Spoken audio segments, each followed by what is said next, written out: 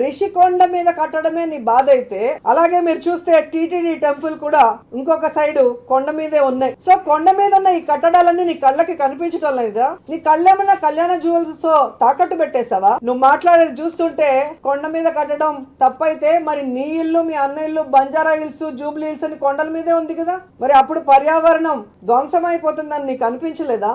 ఏదైనా మాట్లాడితే గయ్యాళిలాగా ఒక్కొక్కరు గొంతులేసుకొని మీద పడిపోతూ ఉంటారు వైసీపీ నాయకులు. నా గొంతు లేదనుకుంటున్నారా? నాకు గొంతు తరిస్తే ఆర్గ్యుమెంట్ గొప్పదనుకుంటున్నారా? బిషప్ డెస్మండ్ టుటు చెప్పినట్టుగా don't shout, improve your argument అని అతను చెప్పింది. మీరు అరిచినంత మాత్రాన తప్పు ఒప్పు అయిపోదు. మీరు నిజంగా నేను మాట్లాడుతున్న తప్పే అనుకుంటే ఇంప్రూవ్ యువర్ ఆర్గ్యుమెంట్. మీరు మాట్లాడే విధానాన్ని, మీ డిబేట్ క్వాలిటీని పెంచుకోండి. నా వ్యక్తిగత జీవితం గురించి మాట్లాడినంత మాత్రాన, నా తల్లిని తిట్టినంత మాత్రాన, నా బిడ్డల్ని తిట్టినంత మాత్రాన, నా ఇంట్లో ఆడవాళ్ళని తిట్టినంత మాత్రాన నేను ఏమీ పాడదు, నాకు ఏమీ బాధ రాదు. గుర్తుపెట్టుకోండి. ఎందుకంటే నేను చాలా మొండి మనిషి.